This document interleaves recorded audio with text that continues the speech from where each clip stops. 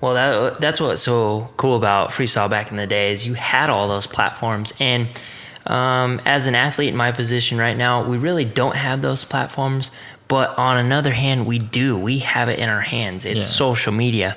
But the social media is just such a game, and it's a full-time job as well. You know, it kind of, if you're doing that full-time, it's hard to focus on riding. And just like someone has an accountant, they need to have a social media person. That's right. Yeah, build your image. I think your image is the most important part. So well, that's now like to that point, right? The sponsors and the endorsements, they look at what your social presence is, right? And it's kind of like an investment. Last night, I was just telling you this earlier. Last night, I was, like every moment we have, or I consider myself a hustler. Like, so I'm always on the move, trying to find out when, as a freelancer too, you're always trying to chase that next paycheck. So I'm like looking for opportunities and thinking, locally, like I said before, and I hit this company up, and their first, after this whole pitch, this whole proposal, the first question, not even a, hey, thanks for this. It was verbatim. How many followers do you have on YouTube?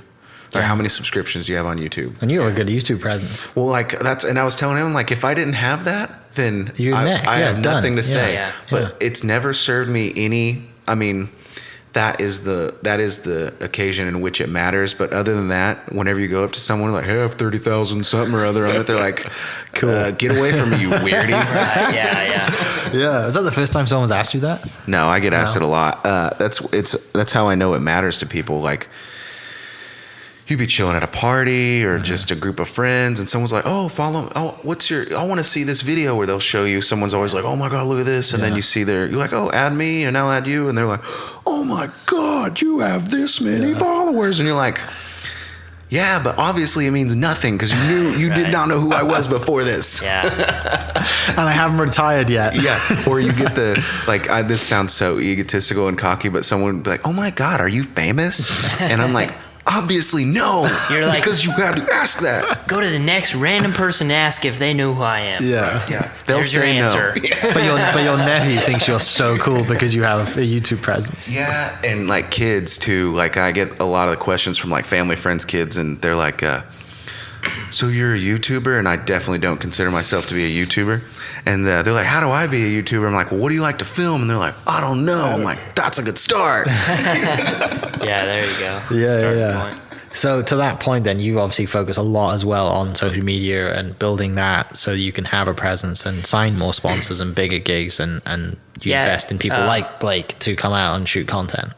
Yeah, it's a battle. I go back and forth. Like, there's sometimes I just get burned out on it because you're trying to be so consistent and post every single day, but you get burned out on it because it's just like, where's your ROI on this? You know what I mean? Yeah.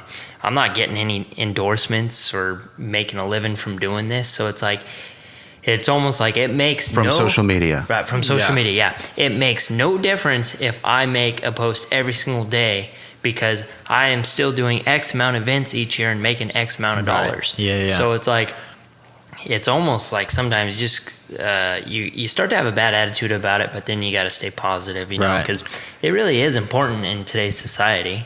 It's easy to get flustered about it too, because you have to remember that if you have 300 views on a video versus some major person's 100,000 views on a video, there's probably still only like a handful of people that are going to be able to hire that person, or who is an advantage to that individual. And the same with you. Like, that's how I think about it. If I don't even break 1,000 views on a video, I'm still thinking to myself, that's a lot of people that watched it that locally. Yeah.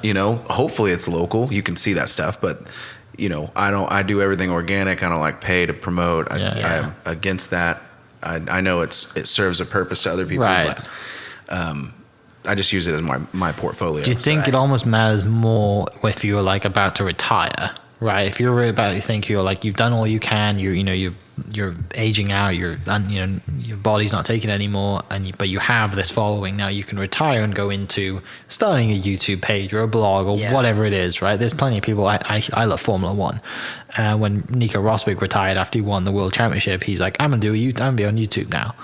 And has like a podcast and does YouTube shows. Yeah, I think the key word there is retired, because like whenever you're in the middle of trying to do your shows and like practice and things, and just like stay on emails and try to find the next show and work with the next promoter, there's no. Did you notice I have no time in there for filming? Right. You know, there's Yeah. nothing in there about that.